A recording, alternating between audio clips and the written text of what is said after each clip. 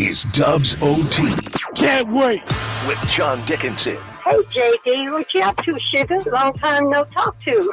On KNBR 104.5 and 6.8. Streaming live at KNBR.com and on the KNBR app. All right, welcome in. Warriors win. They are 1-0. 139-104 is the final from Portland. And the new-look Golden State Warriors begin this season as they ended last season by winning a lot of games away from Chase Center, 17 of the last 21 at the end of last season, and they pick off game number 1 of 82 for 2024-25. It is Dubs OT with JD here on KNBR, the sports leader. From Portland, it's John Dickinson and Greg Silver back in our San Francisco studios. Let's give you some initial thoughts on this one. Greg, we welcome you in right off the top. What's going on, my friend? Good to be with you, as always. And it was a little clunky early. First quarter tied at 21 between the Warriors and Blazers after one, but it was all Golden State over the course of the final three quarters, 118-83 over the final three. Big games from Buddy Hield and Andrew Wiggins, and Steph Curry had a near triple-double. A lot to like that wasn't the Warriors starting lineup. We'll get into that here over the course of the next 90 minutes to 2 hours, but good win. Nothing to complain about as far as the Warriors are concerned when you win by 35 on the road. JD, what's happening, my guy? It's great to be back with you. I've been waiting for this for about 6 months now, and yeah, the Golden State Warriors, look, playing against Portland to open the season, this is more than likely going to be one of the bottom-feeding teams in the NBA, but sometimes it's just about how you look. And you're right that the first quarter was a little bit clunky. I was able to catch a lot of the second half in between pre-tape segments I did for Sports Phone tonight, and that was a good half to watch because the third quarter Warriors, a little bit vintage there in this, at least in the Steve Kerr era, the dynasty era, so to speak. And that was fun to just kind of watch them take care of business. How many shows did we have last year when we're getting everything ready, we think we're in good shape, and then all of a sudden they're blowing a lead in the fourth quarter and things change and it just sends things up in a flux for us. So for the Warriors to not have to do that tonight and just everybody to take care of business, sort of see a true 12-man rotation on display. I mean, look, a win is a win. They started at 1-0, and that's where they're at tonight. Yeah, and 808 KNBR is the number to jump in and join the conversation, 415-808-5627. You can give us a call or shoot us a text. You can also join us in the YouTube chat as well, and we appreciate everybody who is watching on YouTube and Twitch and listening as well on the KNBR stream as we get Dubs OT tipped off here. A little bit of a different deal for some of these games that I'm traveling for this season, new wrinkle. And so we're going to kind of come on, set the table here, and then I'm going to hand things off to Greg, head down to the post-game presser real quick and locker room for just a few minutes, kind of get the pulse of everything that's going on downstairs, and then be able to come back and join you as well here a little bit later on in the program. But I just want to hit, I mean, the big thing, clunky, we'll get to the starting lineup. I don't want to make the starting lineup the theme, and Steve Kerr did surprise with the starting lineup. He went with the big starting lineup with Andrew Wiggins at the 2 and Kuminga at the 3, Draymond at the 4, TJD at the 5, along with Steph Curry. That lineup didn't click in the first quarter. The Warriors were down 8-1 and 10-3, 18-9. But Gary Payton II, I thought, changed the game in the first quarter with the group of subs that came in. Kevon Looney, Buddy Hield, who missed his first couple of shots. The Warriors started 0 for 10 from three-point range in this one. But it was a lot of Gary Payton II. It was Brandon Pajemski, who's always just a plus-minus machine. And he, again, ends up plus 34, despite the fact that he didn't score a point. So when he's on the floor, good things happen for the Golden State Warriors. And so you look at it, and, you add it all up, and it winds up being a real nice win. Buddy Hield, fantastic in this one. And I think kind of the big overarching takeaway for me is the fact that the Warriors are going to win a lot of games with their bench, regardless of who the starters wind up being. And so, nod to Gary Payton II, nod to Buddy Hield, nod to Kevon Looney, part of a group of Warriors that really I thought were huge in this thing. The starters played better in the second half together after the Warriors had built what was a 12-point lead going into the third. It was really the second and third quarters where the Warriors put this thing away. 41-29 in the second, 37-22 in the third, and they end up cruising in the fourth quarter to this 139 to 104 victory. So 808 KNBR, you want to sneak in a call real quick, Greg, before I hand it off to you and head down to the locker room? Let's get Drew down. Of course, Drew down, our tip-off caller, Greg, for this evening. And what better way to tip it off tonight than with a guy who we knew was going to call in and will be doing it all season long. Drew Down is back on the air out in Tracy. Hey, Drew, how you doing, man? It's been a while. Hey, what's up, JD? What's up, Greg? Great to hear you guys' voices, man. It's great to have Warrior basketball back. Yeah, that first quarter was ugly. I was intrigued to see that lineup with Wiggins at the 2, Kuminga at the 3. I thought they had some defensive potential. Obviously, the Blazers only scored 21, but as you said, JD, that offense was definitely very clunky. I thought there was a lot of open shots. I thought there was a couple of moments with JK and TJD with a little pick and roll that I thought could be something, but yeah, it was definitely clunky and a small sample size, but we'll have to see how that goes. And Andrew Wiggins, I thought Wiggins, he started slow. He missed a lot of shots, but as the game went on, I thought Wiggins played great. He was active. He was making shots. So it was really good to see Wiggins, put the ball in the basket, play defense, and get back to that Wiggins that, we've seen a couple of years ago. And then Buddy Hield, man, I heard a lot of Kings fans slandering this man Buddy Hield's name, that this guy can't play basketball. This man, Buddy Hield, is a black Klay Thompson, man. He's perfect off the bench. He was knocking down shots. He just a perfect fit, for this team. So him off the bench and being that popcorn scorer, he was great. So I'm excited to see more Buddy Hield this year. And then I thought the defense and just the team speed overall just seemed much better, without Klay, without Dario Saric. I just thought the defense and the team speed, the ball movement was crisp. So, and then just the depth, Hield, Melton, Kyle Anderson, Looney, GP2, Podge, Moody. There's just, more bodies than a Kardashian sister off the bench. So, and then like you said, my last one was Pop Pajemski, 0 points plus 34. So one game, small sample size, but I'm excited, and I got high hopes for the team for the rest of the year. So we'll see what happens. Thanks, guys. Yeah, appreciate it, Drew Down. A lot of really good players. Again, the question for the Warriors, Greg, is we don't know if they have enough great players, but they have a lot of really good players. And I think there are going to be games, even if the starting lineup winds up changing, which I think it may, and it might wind up changing sooner than later. But even if it does wind up changing and they go to a starting lineup that fits a little bit better offensively and defensively, the bench is still, I think, going to have a major advantage over a lot of other teams' benches during the course of the season. And I'll also say this and kind of tie off, tonight was a very good sign as far as Andrew Wiggins goes. Forget about the opponent. Forget about the slow start. Again, part of that slow start, I think, was when he was playing the 2. That didn't really work, but he got it going and looked aggressive and looked energetic and played good defense. It looked closer to the Andrew Wiggins of 2 to 3 years ago than the Andrew Wiggins that we've seen the last year or two. Opponent be damned. I don't think that matters.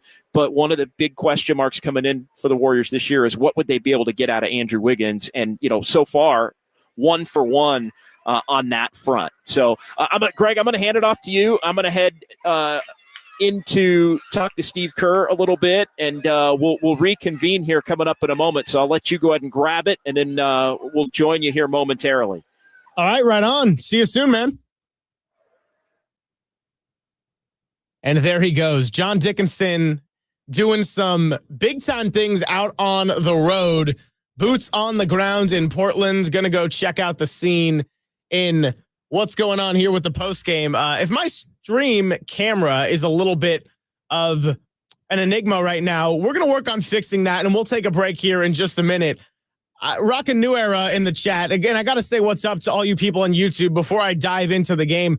Rockin' New Era was the first one here on the chat at 9:32. And he said, hey, yo, Dubs OT, baby. That's right. We are back. Good to see Erwin Kwong. Came out to Harmonic last year a couple times. San Jose Jazz fan.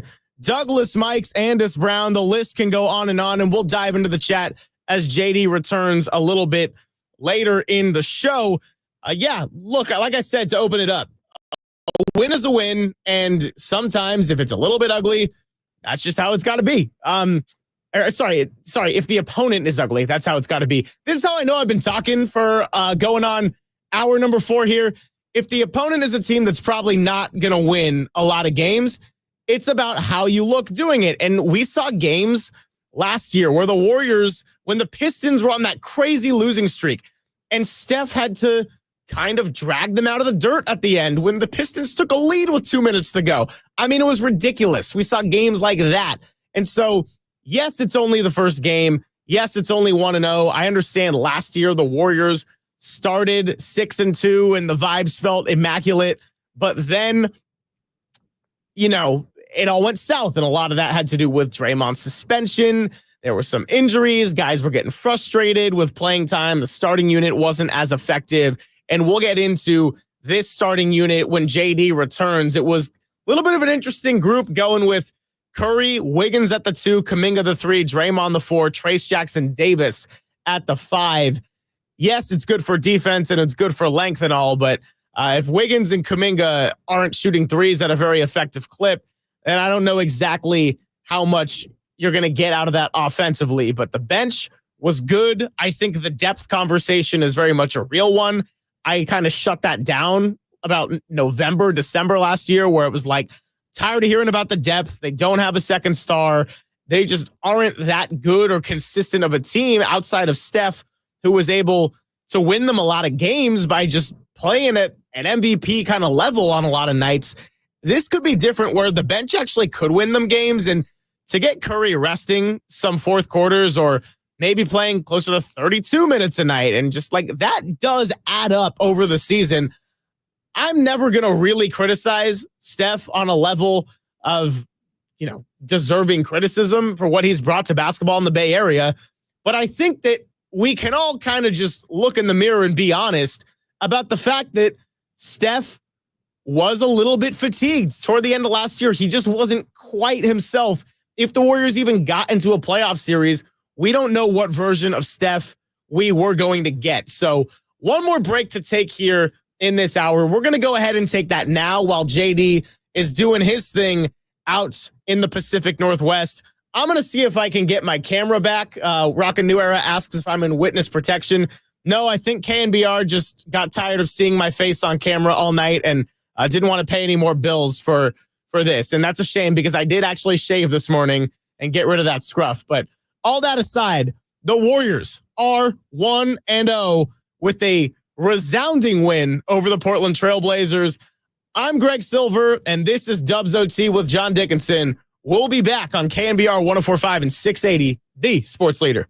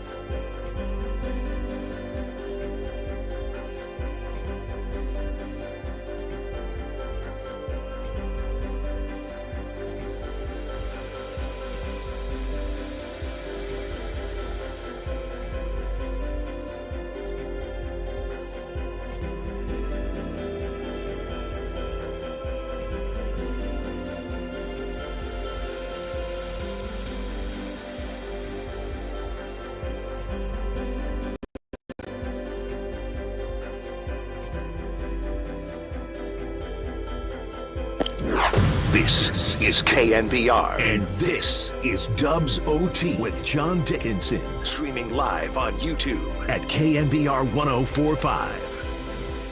And Trace running the floor. Buddy Hield open three. Bajemski tipped it. And then Steph knocked it away from Grant. Buddy Hield reload. Yes, sir. Welcome back to Dubs OT. I am not John Dickinson. I'm Greg Silver. But if you tuned in last year, many of you know that. If you're new to our program, first of all, welcome. Second of all, you can catch us after every Warriors game, after the final buzzer. Sometimes we're right here on the radio. Other times we just stream on YouTube and Twitch. And third of all, I am Greg Silver, John Dickinson's producer. So I usually go behind the glass. We got Kyle Haar running the ship right now. John Dickinson joined the show at the top of the 9:30 hour after the Warriors' big win over the Portland Trailblazers. He's now getting some post-game insight, boots on the ground in Portland. And then he will be coming back. I'll be taking my seat at the board and everything will resume order. And by the way, I got a camera right now. So rockin' New Era found a loophole out of KNBR, locking me out of the Bills. Technology always throwing us a good one. Taking your calls, 808 KNBR. That's also the Golden State Lumber and Building Materials text line. Same number. You can catch us on Twitch, the KNBR app, the KNBR website. And I feel a little bit of pressure right now because this is the first Dubs OT. I know that we probably got people watching, and by people, I mean our own staff, that are going to roast me as much as possible. Good to see you all. And let's just get right into it with some of the big takeaways of this game. I had to write down a good handful of things. We got into Andrew Wiggins overcoming the slow start. I think that is a great sign. And if there was one player you could have be that guy tonight, Wiggins probably is my first choice, if I'm being completely honest, because if Steph has a bad game or Draymond starts a little slow, you know you're not going to worry too much about it. Wiggins has kind of been the guy that needs to kick it into gear.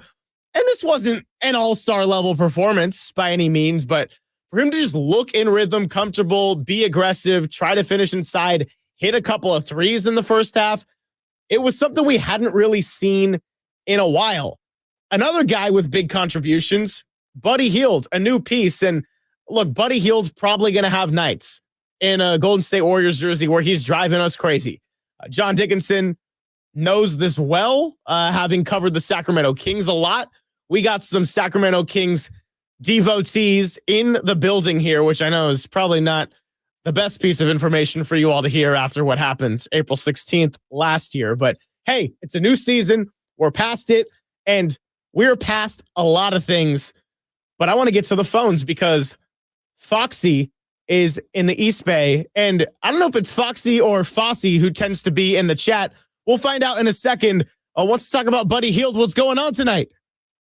Greg, what's up, my brother? It's me, Fossey. Fossey, good to hear from you. I got to talk to Fossey off air through the phone lines a couple of weeks ago and kept his word right here for Dubs OT after the opener. Buddy Hield is on the mind tonight. What are your first impressions of a big win like that? Oh, yeah, I had to call in, man. First Dub OT of the year. We had a good thing going on last year. We're going to keep it rolling this year. But, yeah, man, a lot of folks, they said Buddy Hield, man, he's going to come in here and try to replace our old guy. But you know what? I think he's a better fit for us, and he looked good tonight. And I know it's just one game against a weaker opponent. But, man, if we can get them rolling like this and one other guy who was balling out tonight was Davis Price. It's nice to have an athletic center again. I think the pieces for us are falling into place. And I said this earlier with JD, this team is better than last year's, and it's a good start to the year. Cheers, Greg.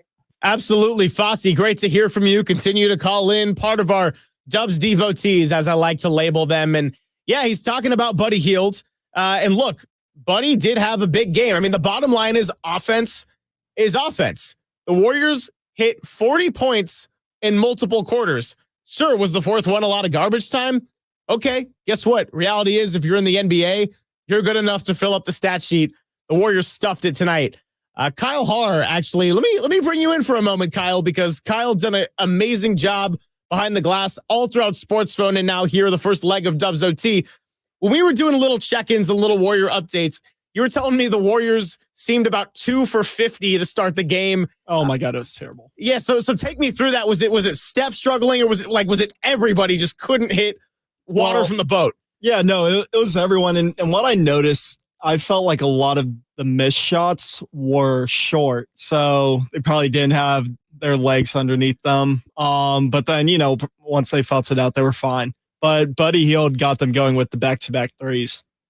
Buddy Hield did go back-to-back threes, and that kind of just opened the floodgates for everybody. He led all Warriors scorers with 22 and a plus 20. The Podziemski plus 34 on 0 of 5 shooting, 0 of 4 threes. I think that kind of just shows his upside in many ways. I mean, look, yeah, you won the game by a lot of points, but plus 34 isn't like plus 11 in a blowout win. That basically means anytime he was on the court, the Warriors were running away with it. And that 19-3 run late in the third quarter is what put the game to bed for good. I'm being told that we have John Dickinson coming back, and he's just working on getting his video hooked up. JD, you there on audio? Yeah, I got you, brother. Oh, and we got your video coming right back too. So good to see you. What'd you learn? Come back with your findings. I've just been yapping, but you're the one doing the real grunt work out here. What's it like on the other side in the northern territories here? Well, big part of the story was Steve Kerr deciding basically to go with that 12-man rotation. Everybody active wound up playing. DeSantos, Lindy Waters ended up getting into the game late. But it was a big question coming in is how would Steve Kerr roll as far as the starting lineup, number one, and how many would he play? Would he play 10? Would he play 11? He played 12 in the first quarter, or by the top of the second quarter, basically, with Moses Moody coming in with the start of the second quarter group. So basically, in the first 12 minutes plus, he had played 12 players. And so, the starting lineup, I think, was a bit of a surprise, although it was a combination that we had discussed previously. But the fact that he said yesterday that he decided he was going to roll with 12-man rotation, and then basically he thought everybody bought in and could handle it, and it would limit the minutes of some, but it would balance things out to where he felt it was just unfair to cut it down because too many players had played well over the course of the preseason and basically earned the right to be in that position. So that's kind of the big takeaway. High praise for Buddy Hield, high praise for Andrew Wiggins, high praise for himself in calling the timeout that may have prevented Draymond Green from an ejection in the first half of this one. Yeah, so I saw your tweet. I saw a lot of tweets about the Draymond Green tech, but then I saw yours come to the top of the feed because my phone knows how much we text each other and was like, oh, we got to see this one. So Steve Kerr, you think the timeout was like a borderline, if not full-on ejection saver? I think it was. And I mean, it kind of came out of nowhere. It was one of those typical, Draymond was hot over the foul call. And just sometimes he just doesn't let it go in even what seems like the most innocuous of situations. I mean, it's 2:20 in the second quarter. The Warriors have taken control of the game to a certain extent.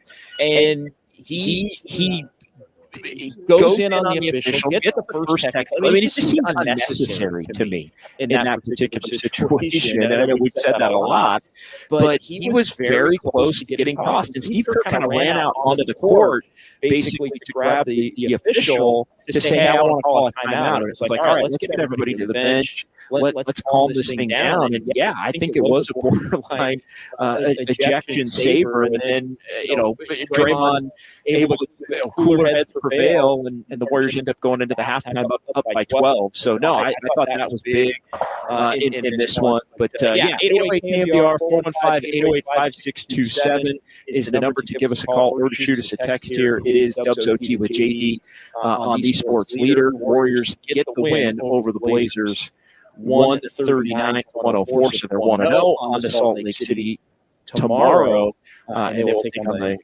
Jazz the Utah Jazz on Friday evening. Warriors scheduled to have a practice in Salt Lake City tomorrow before taking on the Jazz on Friday. So, yeah, I mean, you just start running through it. And, a lot to like in terms of the depth, even if they are playing a team that projects to, in my mind, I think the Blazers are the worst team in the Western Conference. I think they're a bottom 5 team in the NBA overall. They're going to be eventually, I think, in the Cooper Flag sweepstakes. But who cares? The schedule maker, I think, did the Warriors a favor by putting them here tonight and putting them even in Salt Lake City on Friday night. And you gotta take advantage of it if you're Golden State, and they were able to do it. But yeah, the 12-man rotation, I don't think it the first quarter, it seemed to me, it just seemed aimless. It just seemed like, I'm looking at, the starting lineup, which I thought was awkward to begin with, although I did say earlier today on with Papa and Lund that I thought that Kerr was grappling with the idea of using that lineup that he eventually went with, even though a DeAnthony Melton, lineup at the 2 with Trace Jackson Davis coming off the bench and Kuminga at the 4 probably would have made a lot more sense. So, but yeah, to have GP2 coming, Buddy Hield was the first sub in for Kuminga, and then GP came in for Trace Jackson Davis. Looney came in for Draymond, and so there were all these kind of mismatched positional subs that just kept switching everybody around, and then Kyle Anderson became the 11th player to come in inside 2 minutes of the first quarter, and you're thinking, what the heck is going on here? Like, there was no flow. The defense, I thought, was pretty good. The Warriors did tie it at 18 late in the quarter. It ended up 21-all after one, but it just the half court offense in particular just didn't flow. They were missing 3-pointers. Then Buddy Hield finally made the first one, and everything kind of settled. Really, I thought with that start of the second quarter group, it really settled. And, the group that, mid to late second quarter, Curry was out there with Podziemski, and Buddy got going, and Draymond at the 4 with Trace Jackson Davis at the 5. That was the group that I think really started to extend things. It went from a tight game to a 7-point lead, and then the Warriors able to push it up to 12 there at the end. I thought that was the first group that really, did it for the Warriors in this one. And, looking at some other lineups that I thought, played pretty well. I thought the Melton, Podziemski, Buddy Hield, Kyle Anderson, Kevon Looney lineup at the end of the first quarter, I thought played pretty well. The Curry, Podziemski, Wiggins, GP2, Draymond lineup that finished the first half, I thought played really well. So, all in all, enough depth. And I think that the lineup combinations, Greg, made a lot more sense as the game went on. And then the starting group played much better at the top of the second, or at the top of the third quarter. They pushed a 12-point lead up to 17. And then the bench came in and got on the Blazers again. And that's when the thing really, got stretched out, and 12 became 27.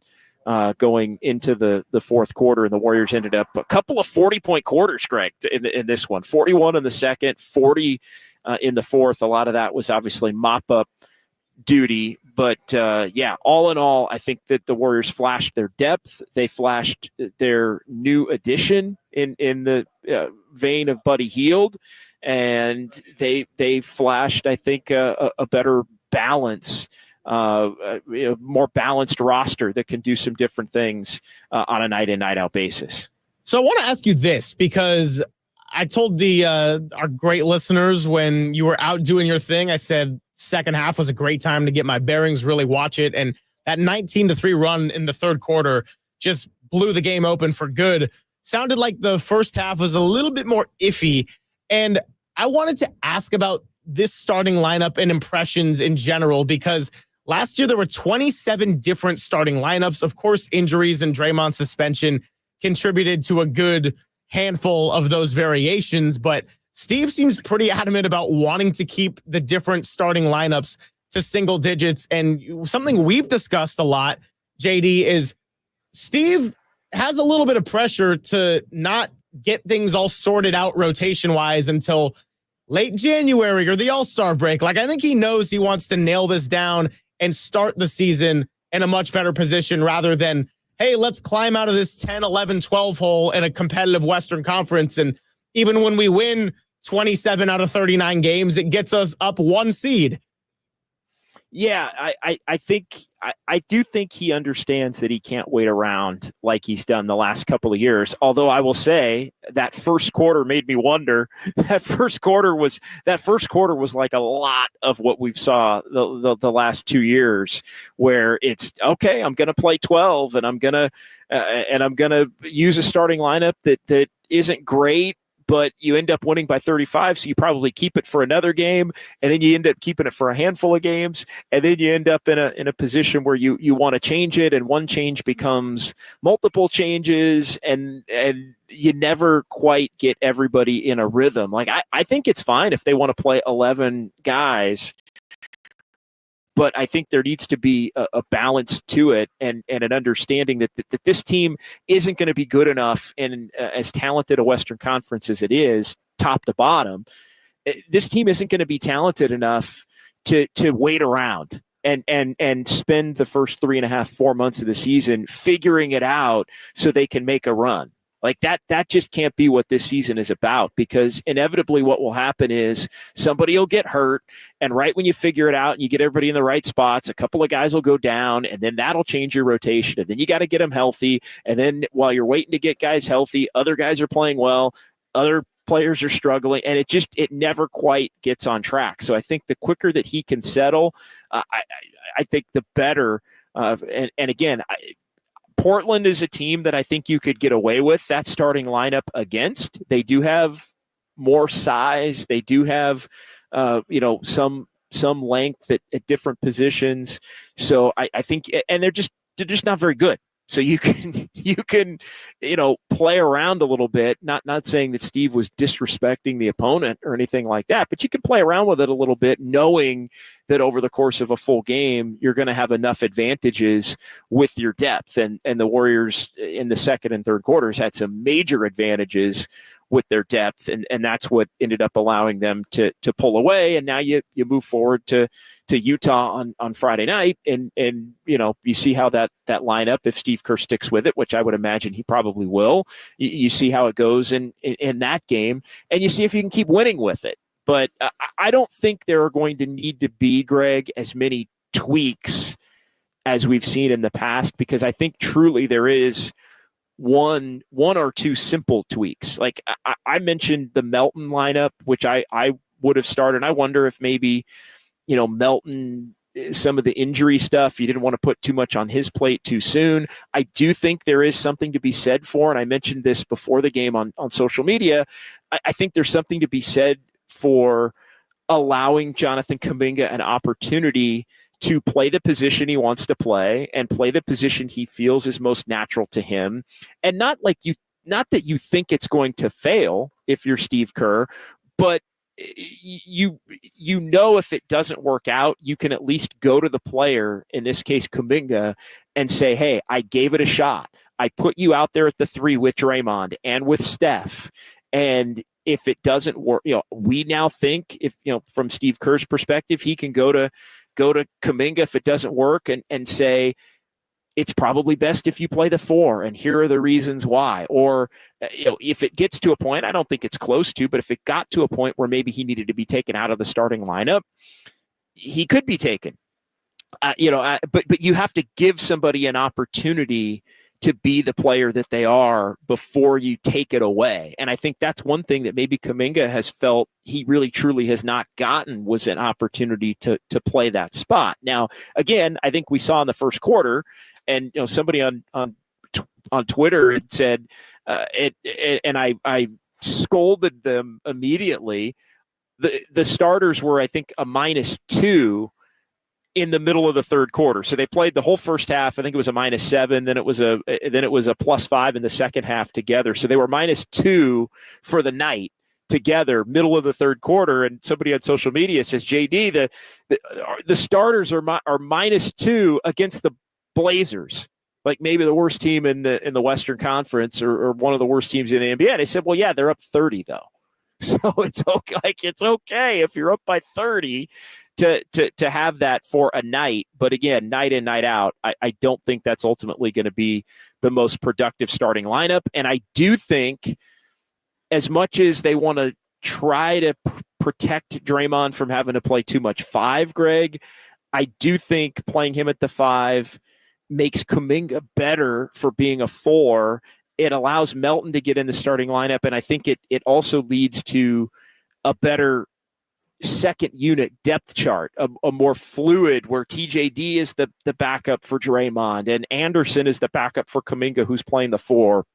And Peyton is in that mix as a backup wing to Wiggins if Wiggins is at the 3, and Buddy can come in and play, and Podziemski can come in and play both spots as a backup guard. And then if you need to get Moody in there, you can. I think if anything, Kevon Looney found his way in that rotation, Greg, as you knew he probably would. And I think it made it easier. Starting Trace Jackson-Davis made it easier for Steve to play Looney, and basically allow that extra man. I didn't have Looney in the rotation. I had an 11-man rotation. I didn't have Looney in the rotation. Kerr had other ideas. Looney was productive in that first half, but when you look at how it all shook out for the Warriors, I think there was, even though we didn't all totally know it at the beginning, I think there was a little bit more of a method to the madness for Steve in the way he dialed everything up. Yeah, absolutely. I mean, this is something we talked about a little bit, and I don't know if this game in particular changed your opinion on it, but we said how with Jonathan Kuminga and his desire to play the small forward, the center play can actually really affect what ends up happening there, because if Draymond's the center and Kuminga can play the 4 and he thrives, then maybe that gets Looney a little bit more out of the rotation. But if it was a night like tonight when Looney can come in off the second unit, just kind of be the pro who's ready when his number is called, then he's going to get some minutes. And then are you force-feeding Kuminga more at the 3, or do you just not make that happen at all? I mean, I know tonight he wasn't all that impressive in the half-court offense. It sounded like a lot of his effectiveness came in those transition opportunities. But what'd you make of Wiggins playing the 2? And was it that many minutes where he was playing the 2? Yeah, I mean, he played the 2 really with the start. The only times he did were with the starting group when Kuminga was out there at the 3. Other times he was out there, he was at the 3. But yeah, Kuminga, the half-court offense, even in the third quarter, what flipped it for the Warriors in the third quarter to where that group did better was Kuminga did get a couple of transition opportunities. He got a layup, he got a foul drawn. Really, the only time that group works is when Kuminga can get out in transition. I know Steve Kerr's talked about, getting guys downhill, and they did try and run some curls to get, Wiggins and Kuminga the ball on the wing and try to get them going downhill toward the bucket where they can be a handful and can draw fouls and or get easy buckets. Some of those wrinkles that Terry Stotts, the former Blazers coach, have helped to implement, but it really, in the half court, is a struggle, and the spacing isn't there and the shooting isn't there, honestly. So I don't love that lineup. It's not so much Wiggins can't be a 2 for me as it is Kuminga really just isn't a 3. Like, Wiggins has actually played some 2 in his career, going back to his time with Minnesota. Again, you have to have shooters to be able to make it happen. All right, 808 KNBR. Let's get Eric in Millbrae next here on the Sports Leader. Hey, what's going on, Eric? So, fellas, great way to start the season. I know Portland's not very good, but you're the Warriors. You just got to worry about handling business. I think Buddy Hield, I know he's a gunner, but I think he can give the Warriors the production that Clay did at this point in time. And I think he's going to be an excellent pickup because when he's on, we see what he can do. Obviously, Kuminga is playing for his contract extension, so he's going to be very super motivated to play his butt off. Wiggins really has to redeem himself this year.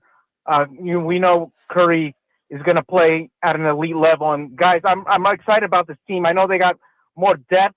They don't have the star power they used to, but I think with this team, you need more depth because obviously injuries can derail the Warriors or any other team. So it's critical, especially in a Western Conference. And I'm really fascinated to see how Kerr is going to coach his team going forward because he's going to mix and match the lineups as we saw tonight throughout the season.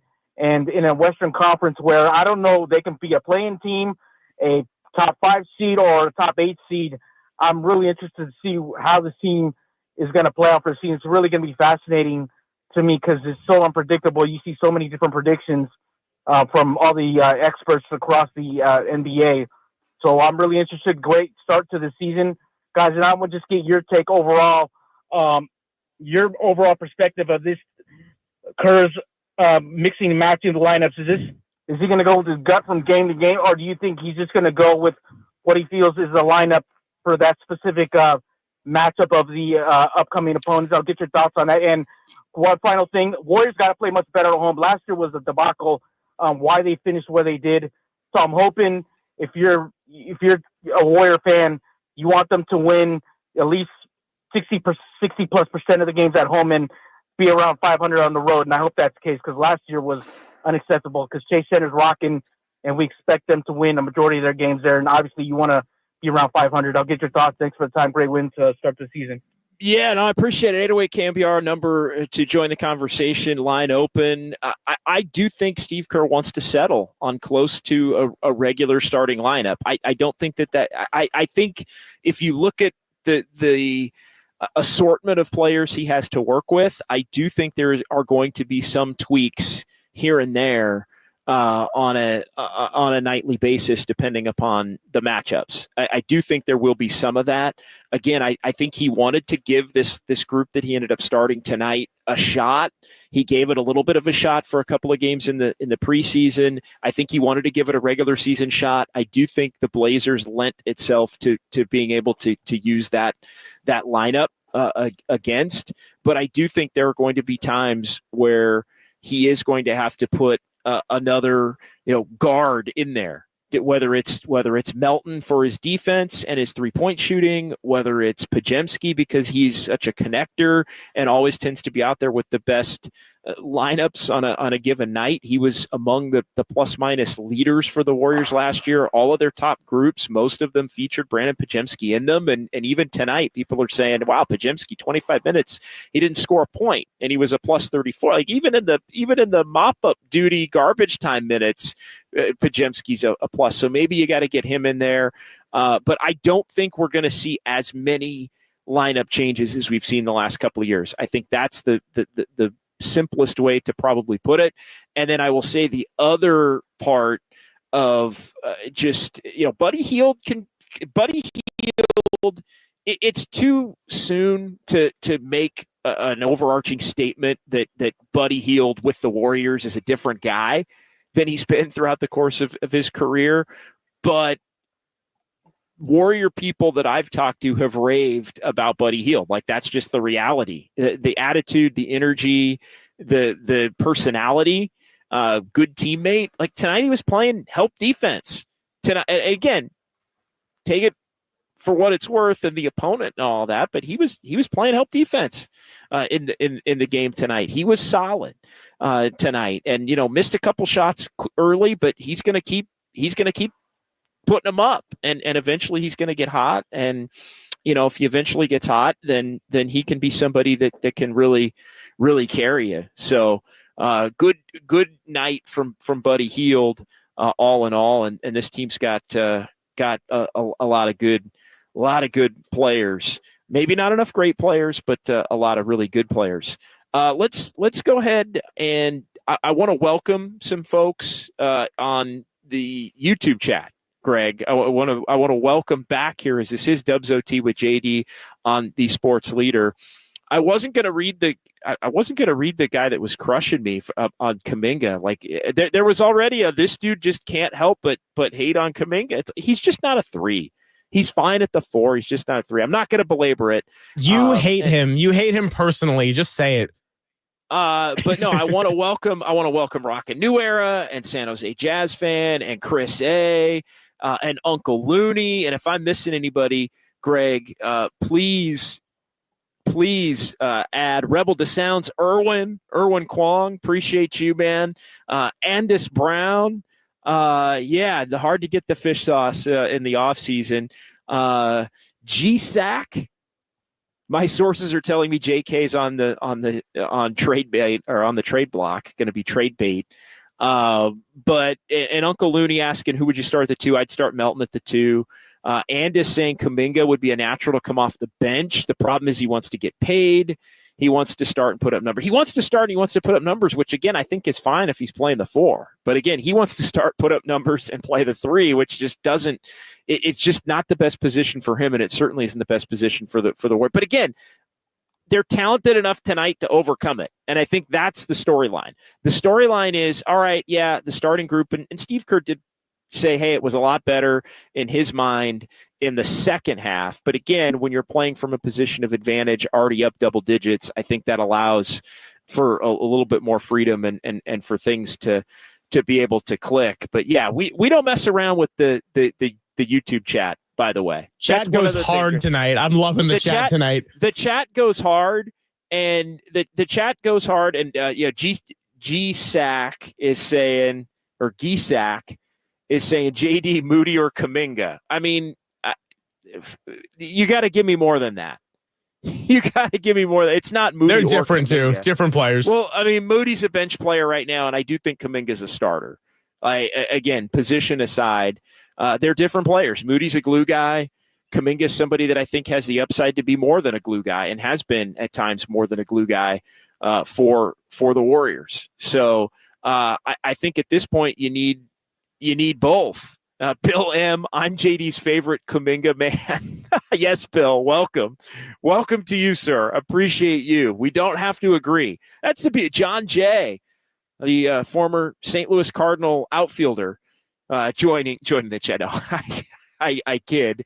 What's up, John Jay? It could be the former Cardinals outfielder, John Jay. I mean, we don't know. But yeah, no, we're great to be here.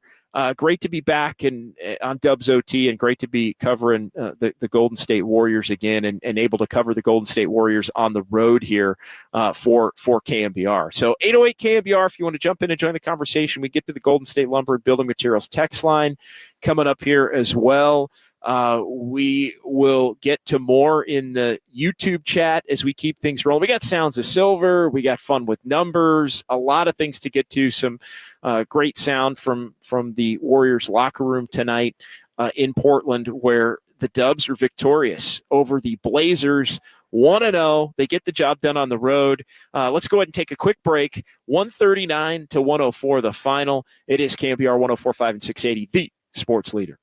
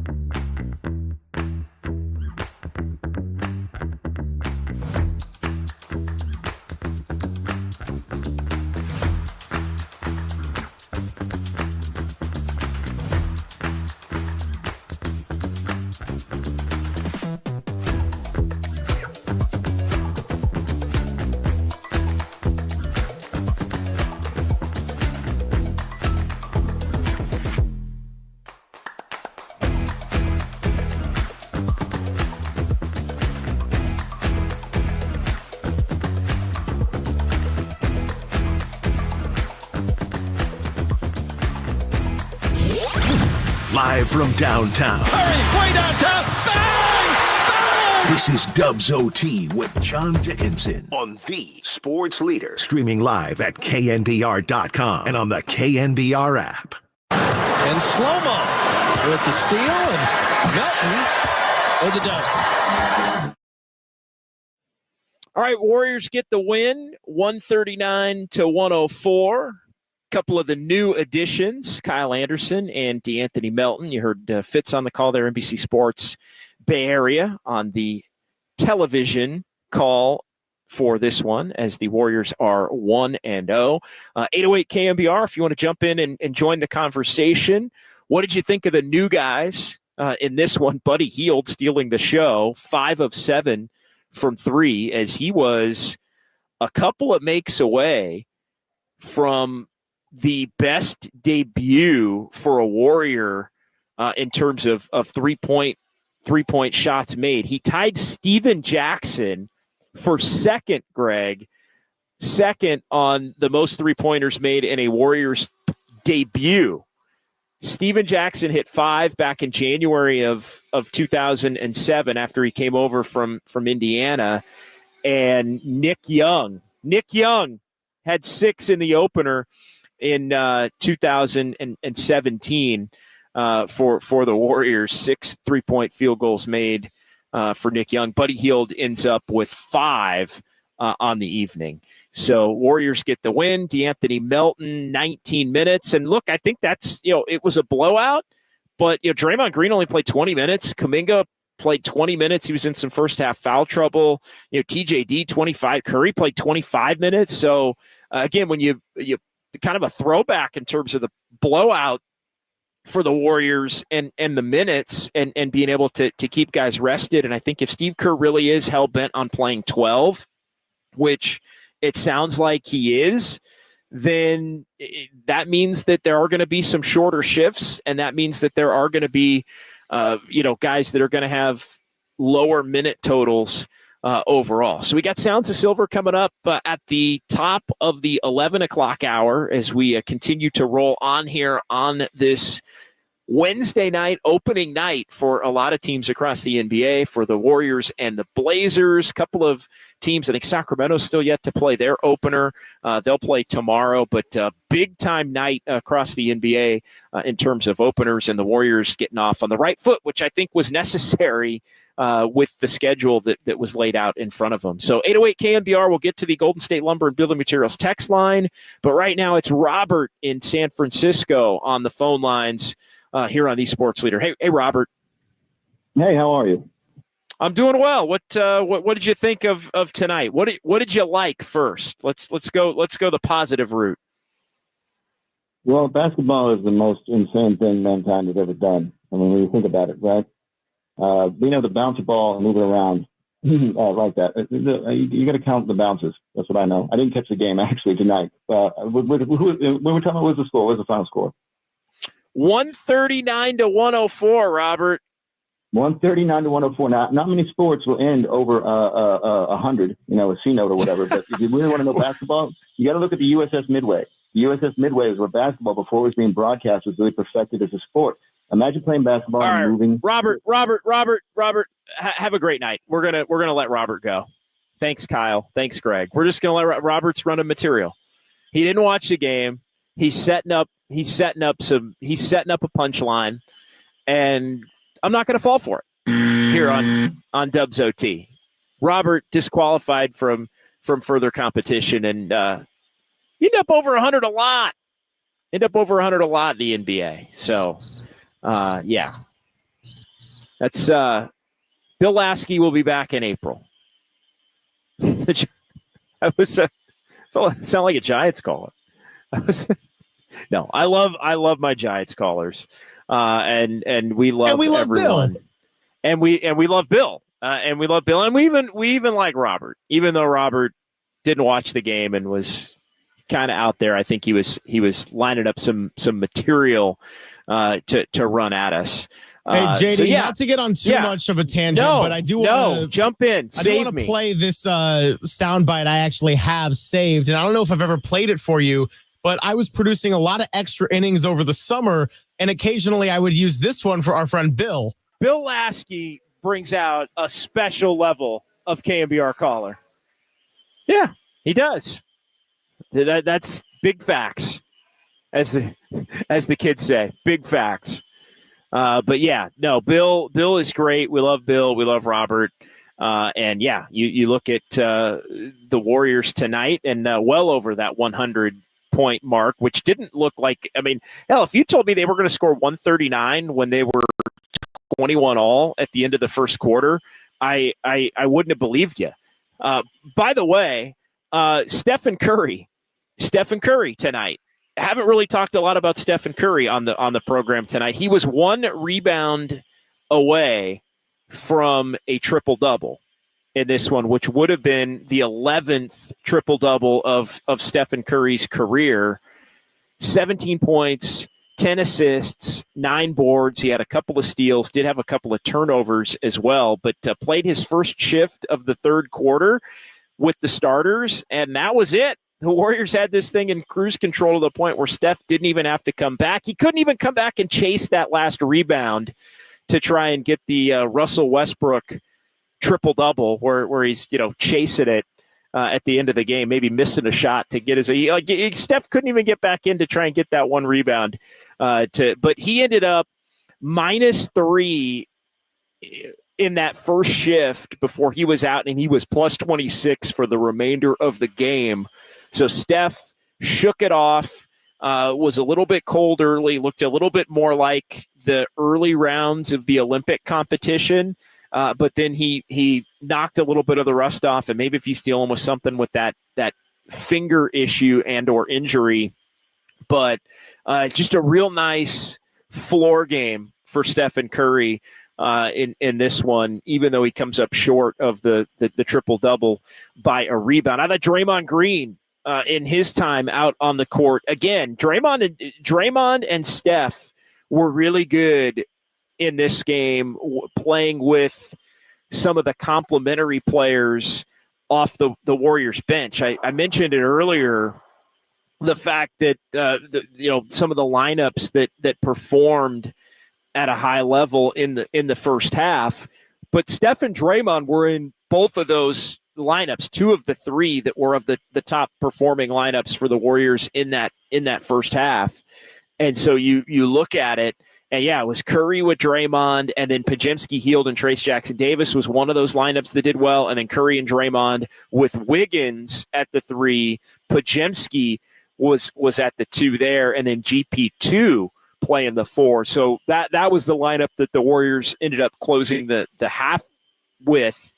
And yeah, Podziemski out there at the 2, basically, in both of those groups.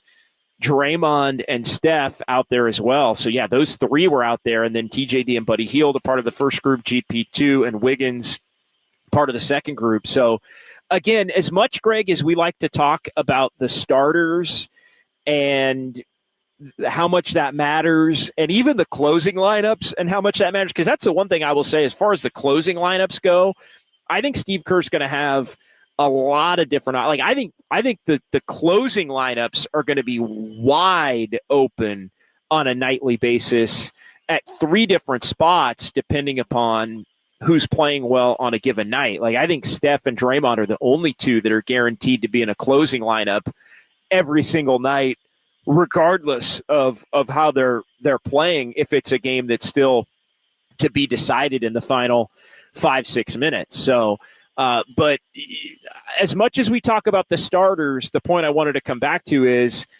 the other lineup combinations, I think, Greg, are fascinating to see how they shake out in game. And Steve, when you play 12, you've got so many different combinations for 3-4 minutes at a time before you're getting that next sub in there. And so I think pinpointing those groups and who plays well together in short stretches, I think, is the key to figuring out the big picture as to who are going to be the closing lineups and who are going to be the guys that wind up, if Steve Kerr pares the rotation down some, getting to play more frequently together.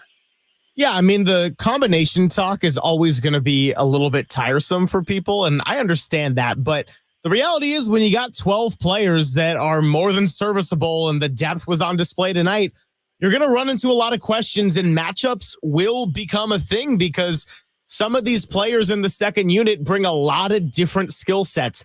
Kyle Anderson, Buddy Hield, Gary Payton II, DeAnthony Melton, all really different players that can give you a different kind of edge. Andrew Wiggins is a different player than Jonathan Kuminga. If you're talking about the centers, Trace Jackson Davis is very different from Kevon Looney. So there's just a lot of uniqueness to this team, and it's going to be figuring out which skill sets work together. I understand that kind of gets people tired. Everybody has their so-called punching bags. Everybody has their favorites, but there's not a lot of replicas for each of these 12, especially the big two of Steph and Draymond. And so it's going to be about what works the best around them in clutch games. And a lot of games are going to be closer than what you saw tonight. So I do think it's going to be up in the air, and it's going to be on the players to be all in. It's also going to be on the coaching staff, to your earlier point, JD, of you got to give people an opportunity to play what they want to play. And so it's going to be kind of a balance and give and take there between the staff and the players. Couple of text messages on the Golden State Lumber and Building Materials text line 628.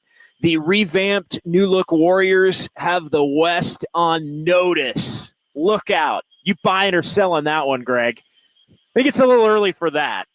Yeah, it's early. And I mean, I mentioned when you were in the other room early in the show, I said last year they started 6-2 and things were feeling really good. And then it went south quickly. So I'm not going to overreact to this one.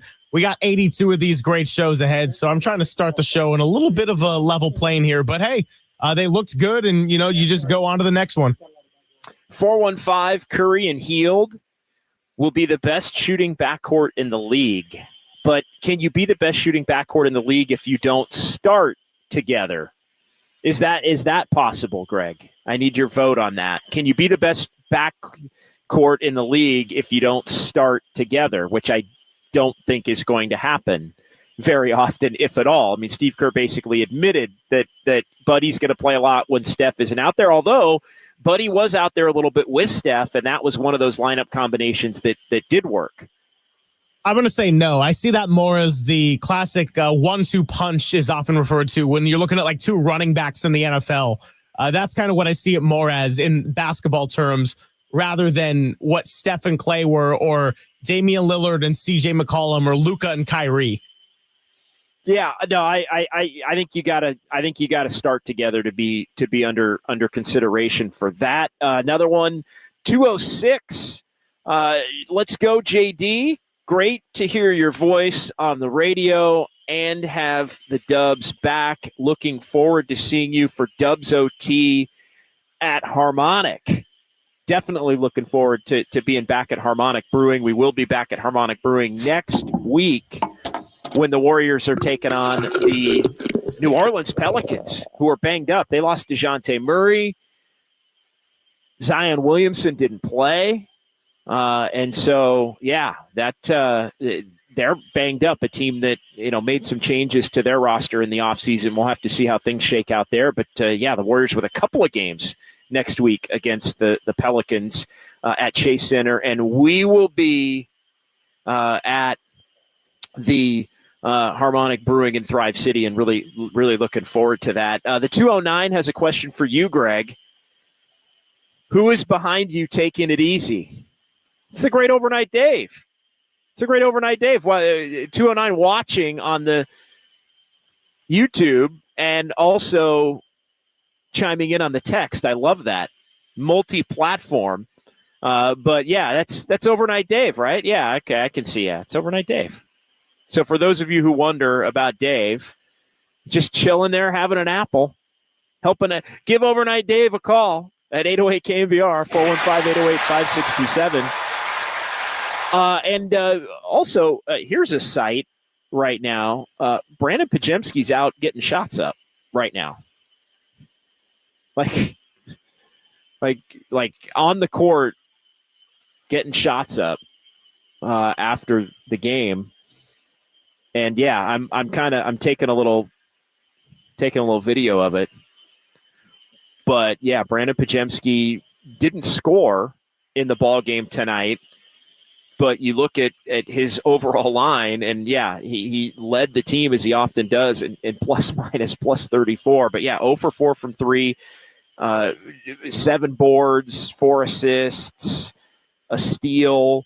But working on that offensive game here after a game where he didn't make a shot. With the Warriors obviously heading to Salt Lake City tomorrow, and then to practice in Salt Lake City, and then play the Jazz on Friday. So always getting the work in is Brandon Podziemski, and Brandon Podziemski's getting the work in right now. So a little on the scene reporting for your guy here. We're talking about Brandon Podziemski in the back. Overnight Dave was asking if he got hurt tonight. I said, no, he just has a mask from breaking his nose. I don't know if that counts because he's still playing. No, that's from the preseason. That's from the preseason. Remember when he took a shot to get a black eye in beginning of last season too? It's just becoming a yearly tradition for Podziemski. Yeah, no question. He throws his body around. I mean, he's not afraid to take charges, and he's not afraid to be able to take a hit, which I think is good. I mean, I think that's part of being a connector. It's not just ball movement. It's playing bigger than your stature. It's being unafraid of physicality. I think all of those things are in play for guys that there's a toughness to them, and so there's a need to work to them as well, which I think is important. So 808 KNBR 415-808-5627.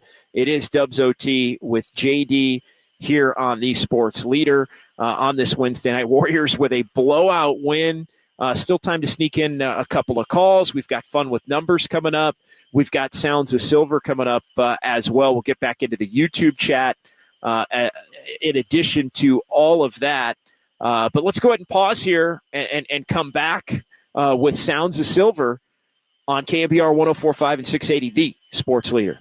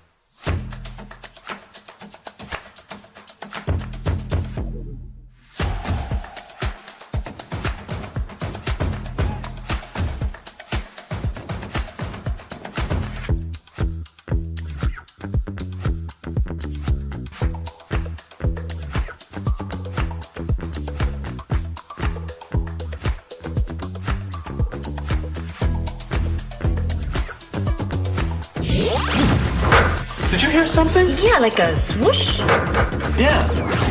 Dubs OT presents the sounds of silver. Streaming live on YouTube at KNBR 1045. All right, welcome back. John Dickinson, Dubs OT with JD. Warriors win over the Blazers 139-104 as they are 1-0. Warriors get a big game from Buddy Hield. Buddy Hield leading the Warriors in scoring in game number one. Who had that on the bingo card? 22 points, a plus 20 in this one. Stephen Curry was 17. Andrew Wiggins, 20. And the Warriors doing it with their depth in this one. Big second quarter, 41-29. Big third quarter, 37-22. Steve Kerr went with the big starting lineup with Andrew Wiggins at the 2, Jonathan Kuminga at the 3. Mixed results, not great in the first half, better in the second half. But it is time for Sounds of Silver here as we bring in our guy, Greg Silver, and scour the post-game press conferences and media availabilities for the best quotes from after the ball game. And so, Greg, good to talk to you again. And what do you got? I've been waiting 6 months for this moment right here. Yes, you have. No, Sounds of Silver is always a fun time here on Dubs OT, and we're going to start it. We got 5 total, all relatively short. We're going to start it with a pregame cut because it'll alerts to something you just talked about, the starting lineup. This is what Steve Kerr had to say about this one, and hoping he could stick to it possibly all season. Here it is. I think you want to see like a runway with this group. Like I'm sure you're not thinking of like an exact number of games, but I'm sure you're also not just thinking one game. How it goes tonight dictates it. Like, how do you view how long you want to see? I hope this group starts all year. That would be the hope. But we'll start this way and we'll go from there. Yeah, that was Steve Kerr pregame with that with the discuss. Are you buying or selling that one, Greg? I'm selling it, but I buy it in the sense that I don't think Steve wants to. Like, I buy it in that he's being honest, that he wants to see how it does and limit the amount of variations. I just sell it in that I don't think it's going to stick for the duration of the year. No, definitely not. And look, but I think you're right. It's the intention that is the point, I think, of the exercise, which is that it can't be lineup after lineup after lineup after lineup, and this constant search. Again, I mentioned this earlier. The first quarter and a half felt like the constant search mode. It did, I think, in the second and third quarters, and really once the bench groups got in, there were some pretty good lineup combinations that we've laid out at a couple of different times tonight that clicked. But I also think, part of this too, it isn't all about Wiggins and Kuminga. I think a lot of this is also about Draymond and the willingness to try to keep him out of playing a lot of 5. And I think, Trayce Jackson-Davis plays into that. Like, Trayce Jackson-Davis is a young player who's promising and performed. And what really led me to think that Steve might go with the lineup that he ultimately did was when, he spoke so highly of the training camp that Trayce Jackson-Davis had. And I thought, like, he really – so those two things hand in hand, we tend to make it a lot on this show, and I do, about, is Kuminga 3, is Kuminga 4? I mean, that we can have that debate, and we have, and we will probably continue to. But, Draymond not playing the 5 at the beginning of the game and for extended minutes is part of it, in addition to, hey, Trayce Jackson-Davis has kind of earned it. So you let the chips fall where they may. You start, and I think they want Wiggins to be a starter also to try and instill confidence in him that they haven't, given up on him after a couple of down seasons. So it all, I think, factors into the equation. And sometimes there is a psychology to how you put together a lineup, especially when you have a relatively new team. And Steve Kerr's got some new pieces in terms of veterans they've signed, but also some younger players that I think are trying to take on some different, more expansive roles. And the psychology of all of that, I think, is important. as well. What else you got, Greg? So next we're going to go with the man of the night. That's Buddy Hield, the leading scorer for the Golden State Warriors. And I liked what he said at the beginning of this quote because it kind of made me chuckle, but he was asked what it takes for a 12-man rotation to work. Look, when you win by 30 points, everyone's going to be liking everything. The vibes are going to be good, but still interesting to hear what he had to say, knowing that he came off the bench and got to fill his role nicely. First of all, you got to start off liking each other. I think everybody has the right personalities. Everybody comes in and, there's no egos. And plus, me coming here, there's a standard that these guys go by, and it's championship. They've done the work. So no matter what you say is wrong, because whatever they say is right, and you just go by that, and you learn and you listen and you try to observe everything, and you just try to figure out how to apply myself into their like uniqueness and how I can be effective. Yeah, it's all about the first part. It's you got to like each other, and Kyle Anderson had mentioned that at shoot around a little bit this morning. I asked him about just some of the younger players' ability to understand that they may not get the minutes or be exactly in the role that they want for themselves.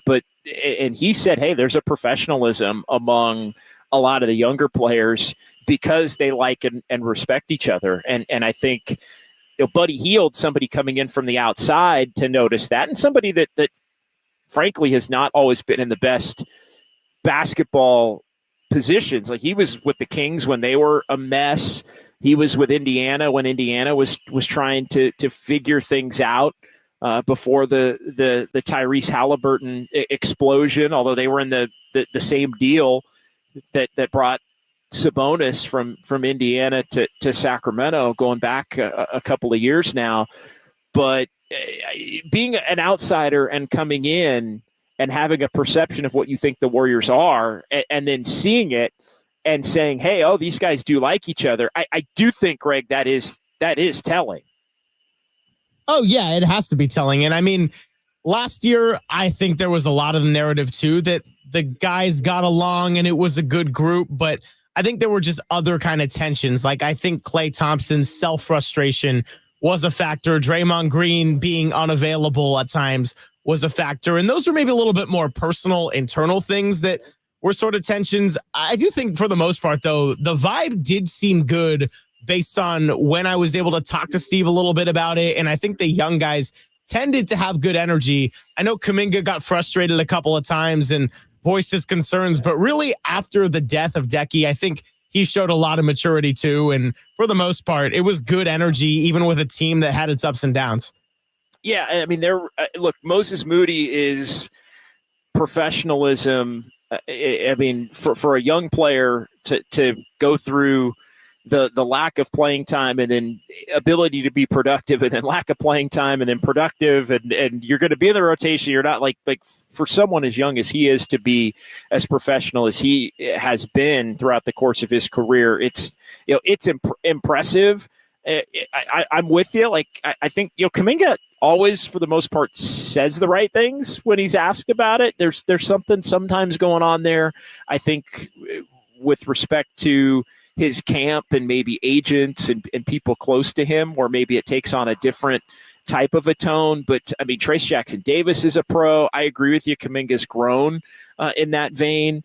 And so I think it really helps to have, and look, Buddy has been somebody who's been impressive, and Melton is a pro, and Kyle Anderson is somebody that's been lauded for being a professional. So I think when you have the tone setters, but also you're drafting players of a certain makeup, they can handle it even when it's frustrating.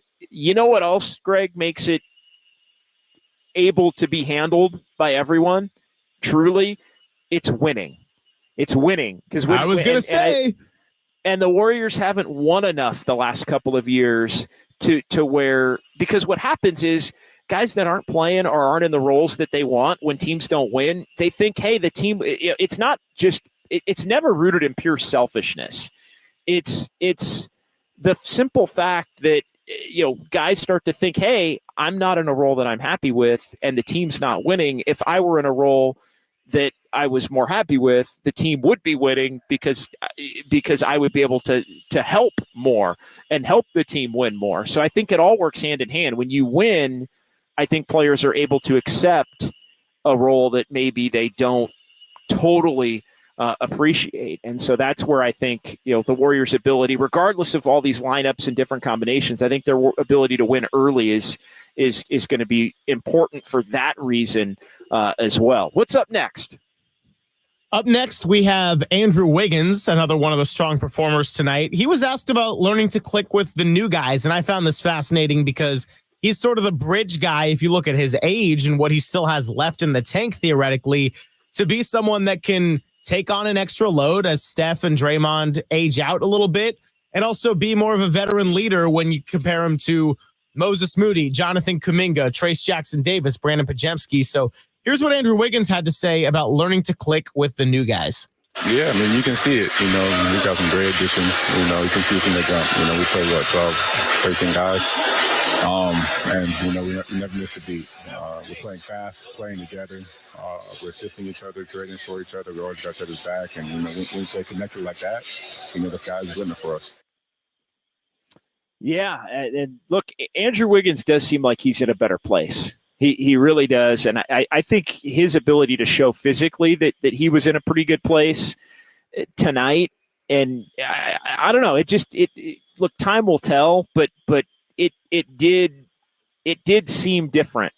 I'm not saying it seemed like 2022. I think 2022 is probably an unrealistic expectation at this point, but it did seem like some of the weight of the last couple of years wasn't there. Now, does it continue to be 2 months from now or a month from now? We shall see. We shall see. Yeah, I mean, like we said, it's just one game. It's against a team that is probably going to be in the Cooper Flag sweepstakes. But hey, good to see everybody get out there and get along. And that's going to bring me to my next cut, which I think is going to make a lot of people happy and probably is going to calm Twitter down a great deal tonight. That is Steve Kerr saying why he ended up going with the 12-man rotation, because there was a point in which he was considering just keeping it to 10. Here were his words. 2 days ago, I was thinking, well, maybe I'll just play 10 and I'll just have to tell two of these guys that they're going to sit. And I couldn't justify that because they've all played really well in camp. And I even felt bad sitting Lindy. Lindy's had a great camp. He's one of our highest plus minus guys in camp for all the preseason games. So this is as deep a team as I've ever coached, and we've got to lean into that. And we're going to play a lot of people. And leaning into it. And yeah, Steve leaned into it. He said he typically likes to play 10, really 9, I think, in a playoff style rotation, but 10 can get away with 11, never 12, but he did it. And he played all the bigs and he played all the wings, and everybody got a share. Like, I'm interested to see what it looks like when the game is close. Like tonight's one of those games where it's a blowout and everybody kind of got their 15 minutes, basically, some in that 20 to 25 minute range. But I think what happens is if you can survive playing 11 or 12 early on in a season, sometimes things take care of themselves in terms of guys will get injured or there will be a clear cut couple of guys given the opportunity that don't play well. And then the rotation has a way of kind of trimming itself. Now, I think you don't want it to be too convoluted if you're Steve Kerr. But again, when you win like they did the first game, I think you buy yourself some time. Each win buys you a little more time to tinker with it until some of those issues take care of themselves. And then you never know. You might have a couple of guys injured. Like I said, one guy might not be playing well, and then you're able to all right, 12 becomes 10. Sometimes it's 9, and you can kind of make do with it there. But yeah, 12 is a lot, and 12 within the first 12 minutes and 1 second of the game is a lot. It wasn't just 12, Greg. It was 12 basically in the first quarter plus the first second of the opening quarter, and he had that many guys in the game.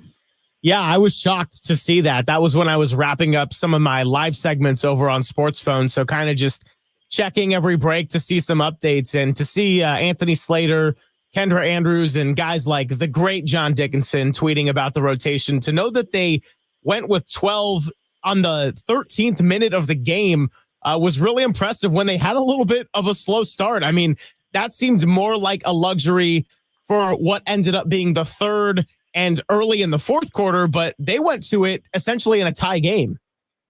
Yeah, no, they went to it in a tie game, and it was just, hey, let it hang and see how it all ultimately ends up shaking out. And it all added up to the bench really flipping the game in a positive manner for the Warriors in that early part of the second quarter and the closing of the second quarter. I mean, those are really the stretches that put the Warriors in front. One final cut here on Sounds of Silver. What is our last cut on this Wednesday evening? Last cut is Steve Kerr yet again.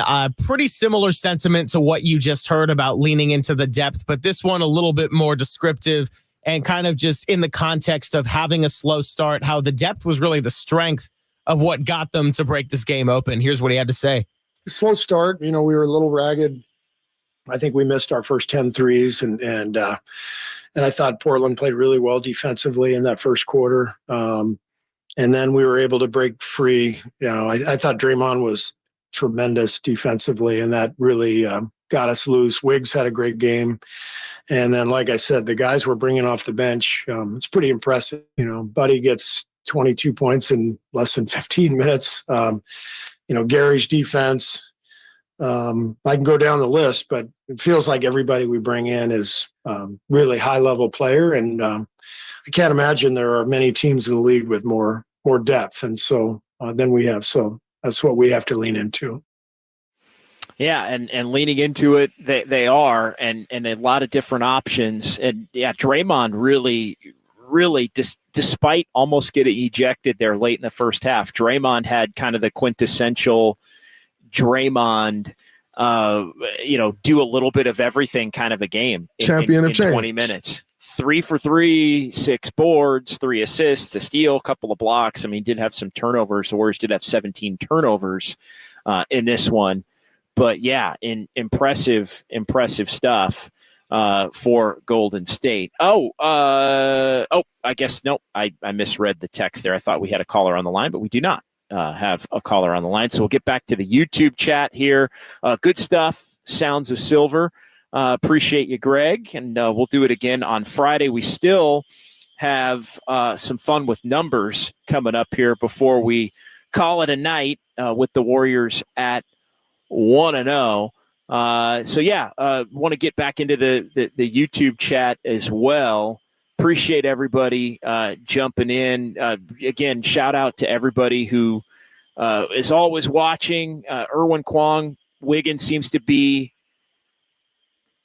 at peace in his mind and calm and focused on the season. I would agree with that.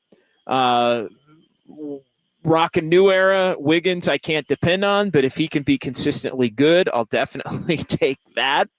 I think a lot of people are in prove-it mode in terms of Wiggins. Clickbait, this game means nothing. Portland was literally the worst team last season and still didn't improve. Well, I agree with the last part. I don't think it means nothing. I certainly don't think it means everything, but they won by 35. So, I mean, again, it's not like they played a kind of a janky first quarter and still won the game by 35, and a lot of different people contributed to it. And so I think that's a big time positive. But yeah, you got to beat other teams. You got to beat good teams, which was a problem for the Warriors last year. They didn't beat a lot of good teams.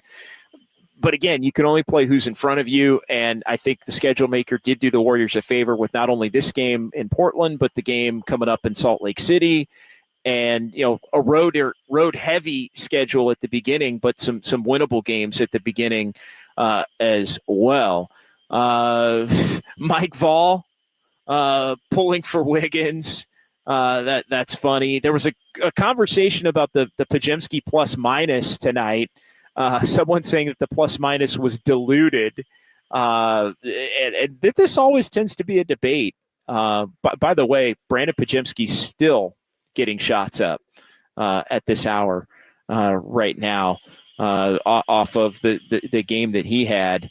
But no, I don't think the plus minus is diluted. I mean, maybe when you look at it, some of the mop up duty minutes where he's out, it may be that. But no, he was impactful on the game, and I didn't even realize that he didn't score a point actually until the end of the game when I looked it up. But he was a part of those lineups that did have a positive impact on the game. I mean, he was, along with Steph and Draymond, 3/5 of the two best lineups that the Warriors had in the game tonight. Again, one with Buddy and Trace Jackson Davis. The other one was with Wiggins out there, and I believe it was Kyle Anderson who was playing the 4 a little bit with Draymond at the 5. So yeah, again, so much of the big storylines, and I think that's the best way to wrap up this segment. So many of the big storylines for the Warriors, you get who's the number 2 scorer going to be? Well, tonight, tonight it was. Buddy Hield was the leading scorer. So but that's, I think, in line with, Steph's going to be the leading scorer. But Buddy Hield was the guy. Andrew Wiggins was right there with him. And, Buddy Hield is somebody that I don't know that I would have put in the mix, because I wouldn't have thought that maybe Buddy Hield was going to play enough to be in the mix to be a leading scorer. But as Steve Kerr mentions there, he's, somebody that can get a lot of points on the board in a relatively short period of time. And that makes him all the more impactful. And look, if he's going to play steady defensively like he did in the game tonight, then he's going to be able to play, I think, with regularity. But again, opponent be damned. Opponent be damned. One more from Clickbait earlier. Kerr had to run and call that timeout. Yeah, the timeout, that was a big time. That was a big time, I think, potential ejection saver with Draymond going from 0 to 100 in a blink, really. I'm going to have to find this before I even upload the show afterwards, because it's sounding more and more entertaining each time I hear about it. I don't know that the cameras caught it. And again, it wasn't like he ripped him away or anything like that, but it was just like, nope, I'm calling a timeout right now. And everybody needs to get to the bench and move forward. Andis Brown, I think Kerr's ideal world, Wiggins is the second leading scorer. I would buy that. I mean, I think if you just look at the Warriors roster and the guys who would project to play the most minutes, obviously Curry's going to be the number 1 in terms of scoring, but among the players who are going to project to play the most minutes, if they're playing at their best, Andrew Wiggins would be the next guy in terms of scoring. Draymond Green would be the next guy in terms of overall play, but Andrew Wiggins is a veteran who's been an all-star in the league and been somebody who's been a big-time performer on a championship team, second best player on a championship team for a long stretch, or at least second best scorer on a championship team, the whole two-way Wiggs thing from back in 2022. So, he is the guy who has the resume as an NBA player who should be the most apt to be able to be that guy. Uncle Looney, I only like using Dre at the 5 in certain situations. I think that's the ideal. I mean, Draymond would tell you that. Steve Kerr had said that, and I think they didn't believe that they had a lot of other options in terms of bumping them down. But now I think they do have options. If Kevon Looney is going to be a better version of Kevon Looney, he's an option. Trace Jackson Davis had a really nice game. He's an option, and it bumps everybody down. I guess also, Greg, we had an earthquake in the Bay tonight. This is the first time hearing of it. I hope everyone's doing okay. That was also going back through the chat. Looks like it was about 30 minutes ago. About 30 minutes ago, I guess a 3.9. Wow. Well, I hope everyone's staying safe out there. Yeah, I hope everybody's staying safe out there. There was a debate. Couldn't feel it. Some people felt it. Some people didn't. Obviously. Good stuff there. Couple of charges tonight taken for Brandon Pajemski as well. He's right back to that in terms of quality and the ability to help a team win, even if he's not scoring the basketball. All right, one final break. We'll come back. We'll have some fun with numbers, and we will call it a night before we reconvene on Friday from Salt Lake City. Warriors get the win, 139-104. It's KNBR 104.5 and 680, the sports leader. First of all, you got to start off liking each other.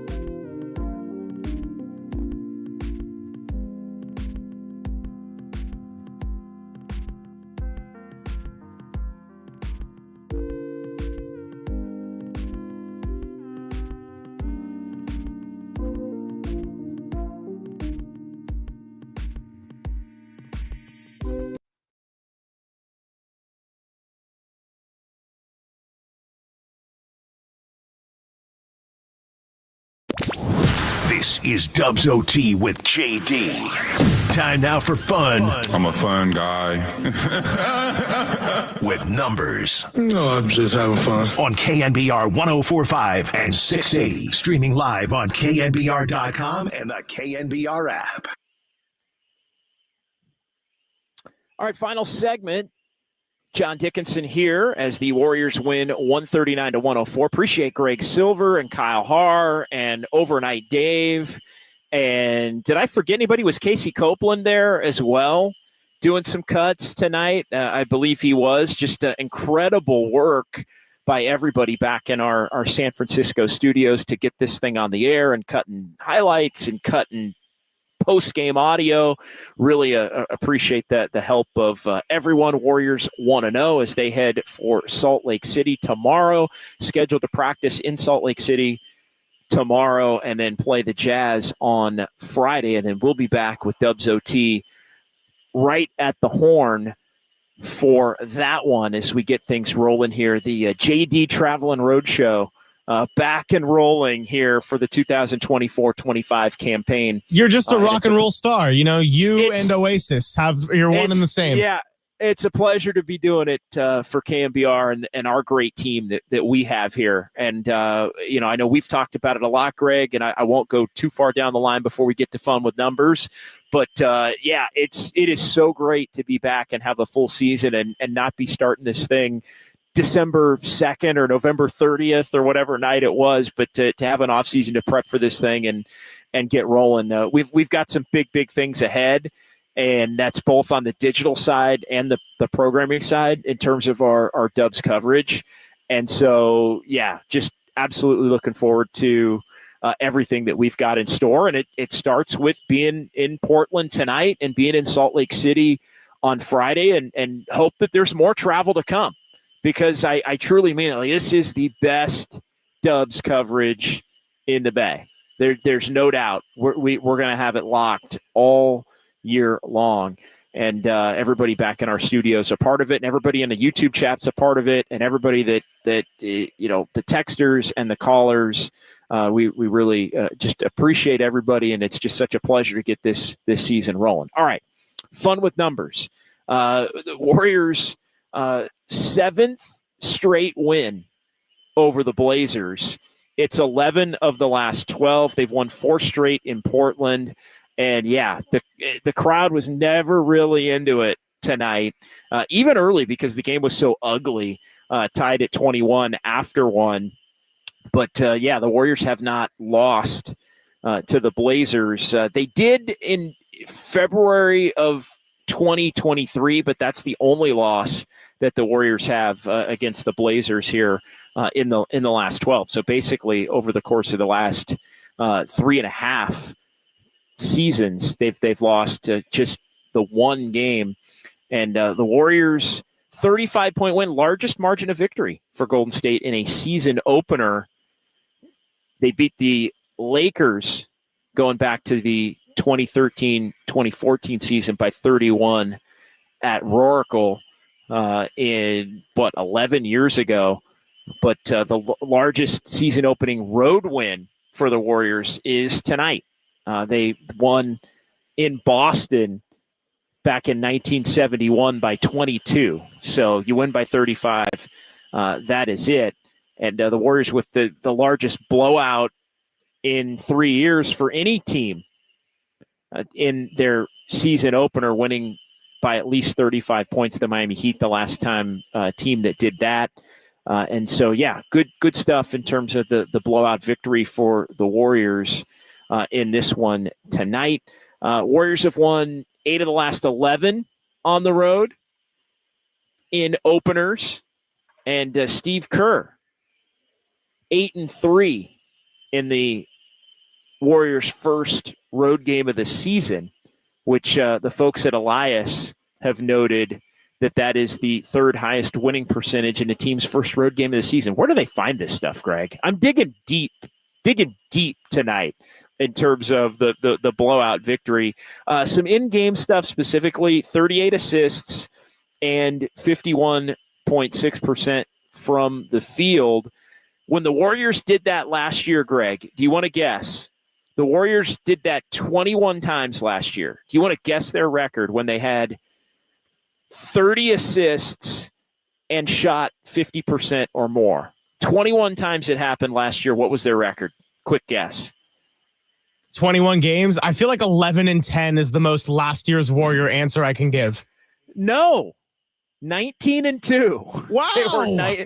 They were 19-2 when they had 30 or more assists and shot better than 50%. Yeah, they did it 21 times, and they were 19-2 in those games. Stephen Curry, 16th season. That in and of itself is hard to believe. We're all getting old. My goodness. And yeah, just missed his 11th career triple-double. We mentioned that earlier, as he finishes with 17 points, 10 assists, and 9 rebounds. And Steph, good stuff from him on a night where he started off a little bit slow. Buddy Hield, 22 points off the bench, the 5 3-pointers. That is the second most, as we mentioned earlier, by a Warrior in their Dubs debut. Nick Young, the 6 3-pointers 7 years ago against the Rockets in the Warriors opener over at Oracle. And Steven Jackson ended up having 5. And so he tied Steven Jackson, who had 5 in his Warriors debut going back to 2007 when he came over mid-season from Indiana. So some good notes and nuggets there from this one as the Warriors get the job done. The Brandon Pajemski plus-minus is just mind-blowing, especially considering the fact that he did not score in the game, plus 34. Gary Payton II, I gave him a nod early in the show. Gary Payton II, I thought, was the first game-changing, momentum-changing player for the Warriors in this game tonight. He came in when things were really wonky, and his defense, his energy, his intensity, I thought really ramped things up for the Warriors. That's when they really started getting stops, and I think that allowed with some other lineups to get the offense going. So good stuff there from GP2 tonight as the Warriors get this win. All right, Greg, final thoughts to you, as that is our Fun with Numbers segment for tonight. Just kind of wrapping up this here in the closing moments. What want to know? Opponent be damned is 1-0, and again, it's not like the Warriors had to sweat it out as they had to do a couple of times last year against Portland. You want to look at the juxtaposition from one year to the next. A very similar Portland team played the Warriors very closely in multiple games, including in this building at Moda Center in Portland. But the Warriors weren't having any of that tonight. They turned this thing into a blowout and a comfortable victory where Steph Curry didn't have to play the final 18 minutes.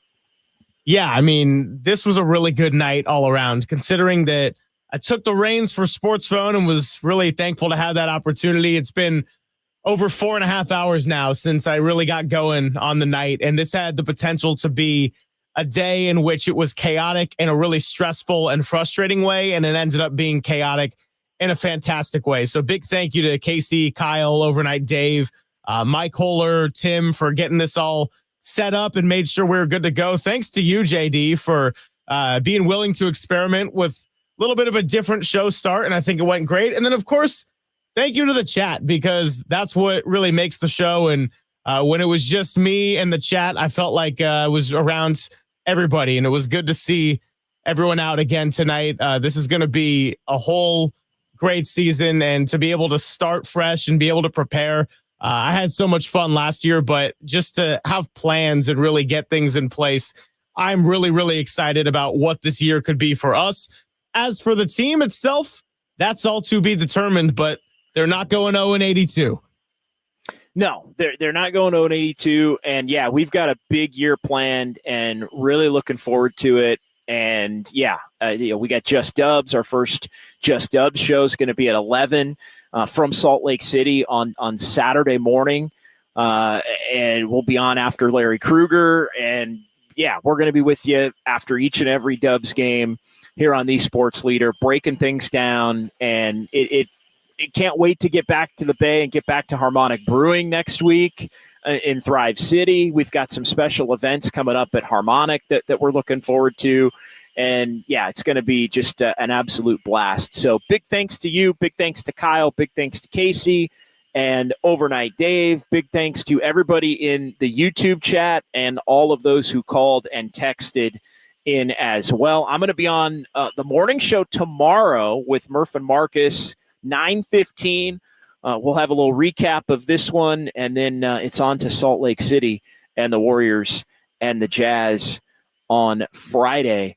And we'll be back after that one right around 9 o'clock, as that one's going to tip at 6:30 Pacific. And we will be on YouTube and be on the airwaves when that one goes final. So we'll talk to you Friday. Warriors get the win, 139-104.